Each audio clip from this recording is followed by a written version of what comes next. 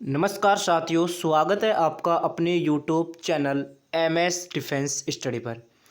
साथियों, इस वीडियो में बात करने वाले हैं SSC MTS एग्ज़ाम के लिए GK GS के कुछ इम्पोर्टेंट क्वेश्चनों पर हम डिस्कस करने वाले हैं, जो कि आपके SSC MTS एग्ज़ाम के लिए अति महत्वपूर्ण ये क्वेश्चन रहने वाले हैं। साथियों, लगातार जो है वो हमारी जो इस चैनल पर जो क्लासें हैं वो चल रही है SSC MTS की, तो नेक्स्ट क्लास लेके आ चुके हैं। इसमें हम वही क्वेश्चन हम डिस्कस करने वाले हैं जो कि आपके एग्जाम में पूछे जाने वाले हैं। साथियों, किसी ना किसी शिफ्ट में आपको जरूर ये क्वेश्चन आपको देखने को मिलने वाले हैं, तो वीडियो को पूरा अंत तक जरूर देखिए। और जो भी साथी चैनल पर नया है साथियों, चैनल को आप जरूर सब्सक्राइब कर लें और बेल आइकन को ऑन कर लीजिए, जिससे आने वाली सभी वीडियो का जो नोटिफिकेशन है वो आपको मिलता रहे। और इन क्वेश्चनों की PDF के लिए आप हमारे टेलीग्राम चैनल को भी जरूर ज्वाइन कर लें। टेलीग्राम चैनल का लिंक आपको डिस्क्रिप्शन में दिया गया है, वहाँ से जाकर आप टेलीग्राम चैनल को भी ज्वाइन कर सकते हैं।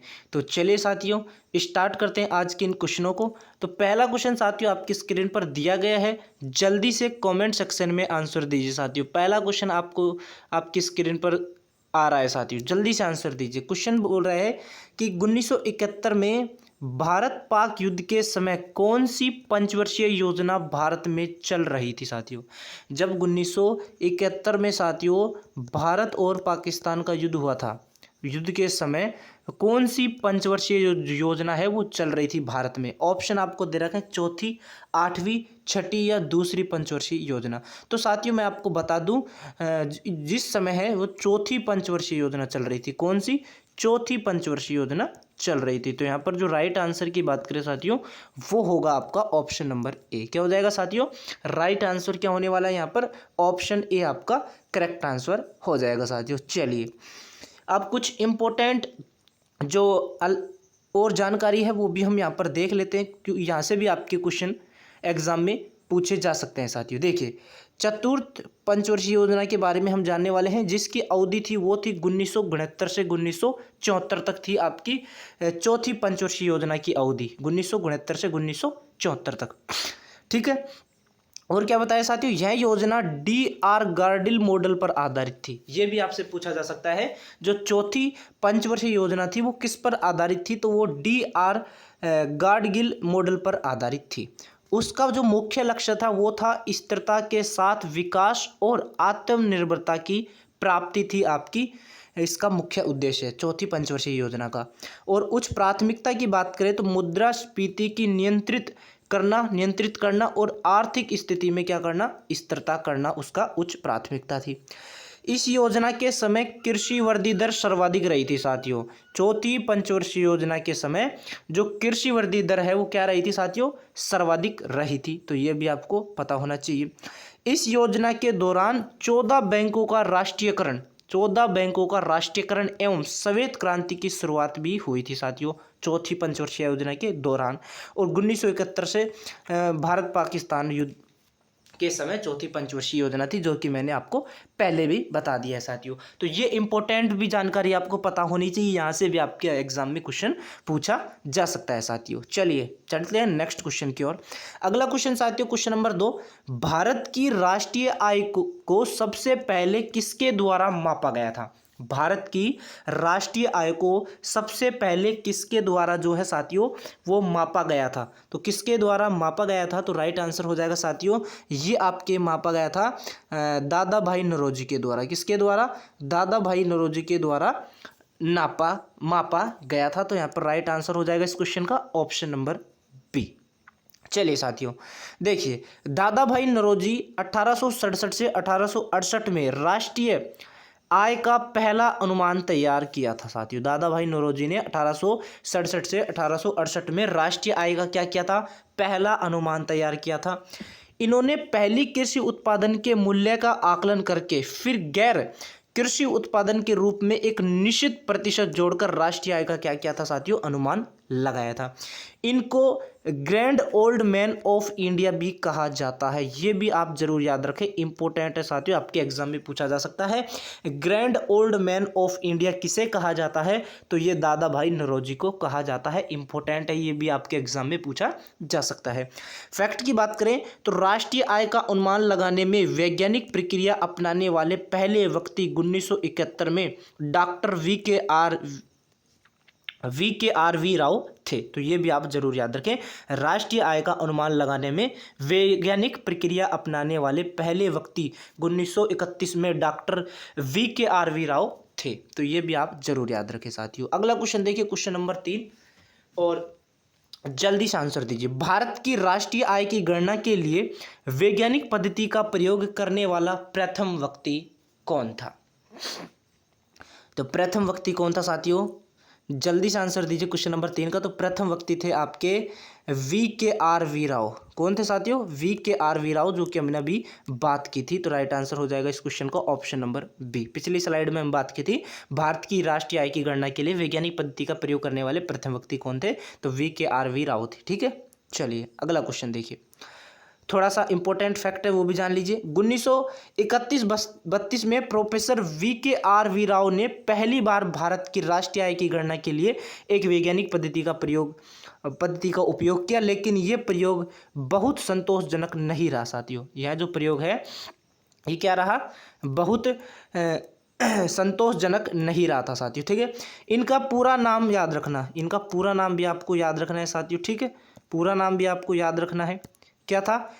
विजयेंद्र कस्तूरी रंगा वरदयाज राव है इनका पूरा नाम। इन्होंने अपनी पुस्तक the national income of British India 1932 में अपनी तरीकों के बारे में भी लिखा है। तो इनकी पुस्तक को भी आप जरूर याद रखना है साथियों। इनकी जो पुस्तक है वो कौन सी है वो भी आपको जरूर याद रखना है। पुस्तक जो है इनकी साथियों वो है the national income of British India. ठीक है, इन्होंने 1971 में केंद्रीय शिक्षा मंत्री के रूप में कार्य किया एवं 1974 में पद्म विभूषण से सम्मानित किया गया था। तो ये भी आप जरूर याद रखें साथियों, वी के आर वी राव को 1974 में पद्म विभूषण से भी क्या किया गया था साथियों? सम्मानित किया गया था। तो ये भी आप पॉइंट जरूर याद रखें। चलिए अगले क्वेश्चन की ओर बढ़ते हैं। नेक्स्ट क्वेश्चन है, भारत में बहादुरी का सर्वोच्च पुरस्कार निम्नलिखित में से कौन सा है? बहादुरी का सर्वोच्च पुरस्कार कौन सा है? ऑप्शन दे रखा है, अशोक चक्र, परमवीर चक्र, कीर्ति चक्र या वीर चक्र। तो साथियों बात करें बहादुरी का जो सर्वोच्च पुरस्कार है वो है साथियों आपका कौन सा चक्र? परमवीर चक्र। कौन सा चक्कर है साथियों? परमवीर चक्कर है। तो राइट आंसर क्या हो जाएगा इस क्वेश्चन का? Option number B. क्या हो जाएगा? Option number B. कुछ पॉइंट है देखिए साथियों, भारत में बहादुरी के लिए दिया जाने वाला जो सर्वोच्च पुरस्कार है वो परमवीर चक्र है, जिसकी शुरुआत साथियों कब हुई थी? 1947 में। कब हुई थी साथियों? 1947 में हुई थी। तो ये भी आप जरूर याद रखें, 1947 में इसकी शुरुआत हुई थी। ठीक है, यह सम्मान उन बहादुर सैनिकों को दिया जाता है, यह सम्मान जो है वो उन बहादुर सैनिकों को दिया जाता है जो शत्रु के सामने अपने अदम्य साहस एवं वीरता का परिचय देते हैं। शत्रुओं के सामने क्या देते हैं? अदम्य साहस एवं वीरता का परिचय देते हैं। अब तक कुल 21 सैनिकों को परमवीर चक्र से नवाजा जा चुका है साथियों। अभी तक जो है वो 21 सैनिकों को परमवीर चक्र से क्या किया जा साथियों?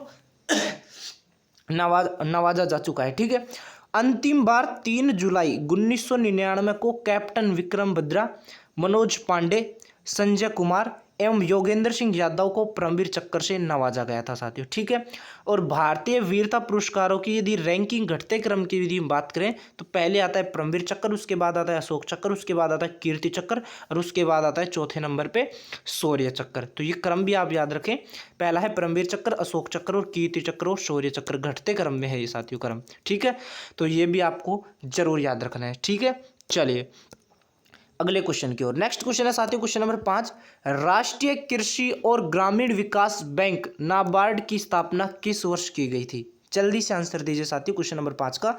राष्ट्रीय कृषि और ग्रामीण विकास बैंक नाबार्ड की जो स्थापना है वो किस वर्ष की गई थी? तो इसकी जो स्थापना है वो की गई थी साथियों 1982 में। कब की गई थी साथियों? 1982 में की गई थी आपकी राष्ट्रीय कृषि और ग्रामीण विकास बैंक नाबार्ड की स्थापना कब की गई थी साथियों? 1982 में। तो राइट आंसर क्या हो जाएगा साथियों इस क्वेश्चन का? Option number A. Option A आपका क्या हो जाएगा साथियों, यहाँ पर राइट आंसर हो जाएगा। अगला क्वेश्चन देखिए, नाबार्ड की यहाँ पर फुल फॉर्म भी दी गई है, ये भी आपसे पूछी जा सकती है। National bank of agriculture and rural development होता है साथियों नाबार्ड की फुल फॉर्म। इसकी स्थापना राष्ट्रीय कृषि और ग्रामीण विकास बैंक अधिनियम 1981 के तहत 12 जुलाई 1982 को 100 करोड़ रुपए की प्रदत्त धनराशि के साथ की गई थी। मुख्यालय जो इसका है नाबार्ड का, यह आपका मुंबई में है, ये भी आप जरूर याद रखें। यह एक शीर्ष बैंकिंग संस्था है जो कृषि और ग्रामीण विकास के लिए पूंजी उपलब्ध कराती है, तो ये भी आप जरूर याद रखें। चलिए अगला क्वेश्चन है, सिडनी का पूर्ण रूप क्या है साथियों। सिडनी की यहाँ पर सिडबी की फुल फॉर्म यहाँ पर पूछी है, तो क्या होती है, तो सिडबी की जो फुल फॉर्म होती है वो होती है small industries development bank of India.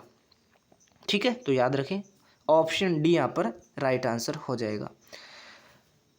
SIDBI क्या होती है, भारतीय लघु उद्योग विकास बैंक होता है। स्थापना इसकी याद रखना 2 अप्रैल 1990 को हुई थी। कब हुई थी साथियों, 2 अप्रैल 1990 में आपके सिडबी की स्थापना हुई थी। मुख्यालय इसकी बात करें तो लखनऊ यूपी में है आपका सिडबी का मुख्यालय। कहाँ पर है साथियों, लखनऊ यूपी में। ठीक है, चलिए अगला क्वेश्चन देखिए, किसने भारतीय राष्ट्रीय कांग्रेस को सूक्ष्मदर्शी अल्पसंख्यक जनता का प्रतिनिधि बताते हुए उसका मजाक उड़ाया था।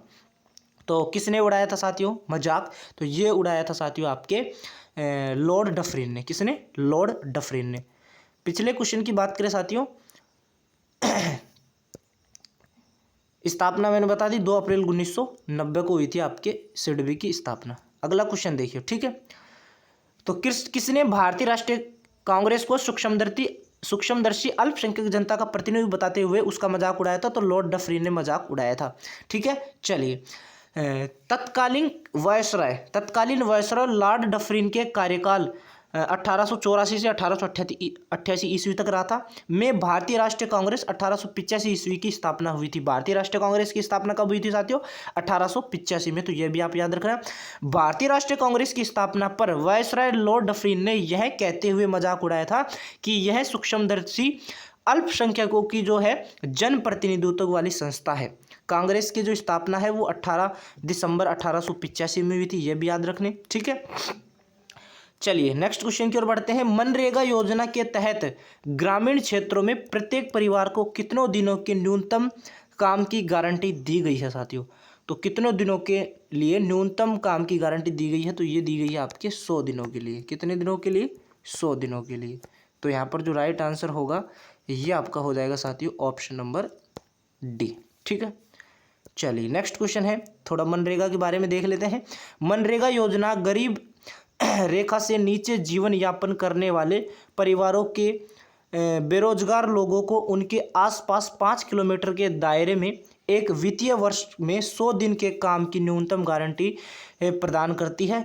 लागू कब की गई थी ये लागू की गई थी 7 सितंबर 2005 को यह लागू की गई थी। मुख्य उद्देश्य इसका क्या है, तो ग्रामीण क्षेत्र का विकास और ग्रामीण क्षेत्रों को लोगों को रोजगार प्रदान करना इसका मुख्य उद्देश्य है। ठीक है, तो ये भी आप जरूर याद रखें।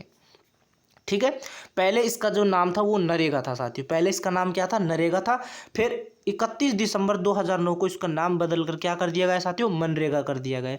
इसमें 100% शहरी आबादी वाले जिलों को छोड़कर भारत के सभी जिलों को शामिल किया गया है। सूखे, प्राकृतिक आपदा, अधिसूचित ग्रामीण क्षेत्रों में 50 दिनों की अतिरिक्त मजदूरी रोजगार का भी प्रावधान है नरेगा में, आपके मनरेगा में। ठीक है साथियों, तो ये भी आप जरूर याद रखें। अगला क्वेश्चन है, मनरेगा योजना के तहत ग्राम पंचायत स्तर पर प्रमुख पदाधिकारी कौन होता है, तो ये भी आप बताएं जल्दी से कमेंट सेक्शन में। मनरेगा योजना के तहत ग्राम पंचायत स्तर पर प्रमुख जो पदाधिकारी है वो कौन होता है, तो वो होता है आपका ग्राम रोजगार सहायक। कौन होता है साथियों, ग्राम रोजगार सहायक होता है, तो राइट आंसर हो जाएगा ऑप्शन नंबर बी। अगला देखिए, मनरेगा के तहत सामाजिक लेखा परीक्षक का चयन है वो कौन करता है, तो मनरेगा के तहत सामाजिक लेखा परीक्षा समिति का जो चयन है वो आपके करते हैं साथियों ग्राम सभा। कौन करता है, ग्राम सभा करता है। ठीक है, तो यहाँ पर राइट आंसर क्या हो जाएगा साथियों ऑप्शन नंबर ए। ठीक है, तो ये थे साथियों आज के कुछ इंपॉर्टेंट सवाल तो वीडियो को ज़्यादा से ज़्यादा शेयर करें। जो भी साथी चैनल पर नए हैं साथियों, चैनल को आप जरूर सब्सक्राइब करें। और इन क्वेश्चनों की जो PDF है साथियों, ये आपको हमारे टेलीग्राम चैनल पर मिल जाएगी।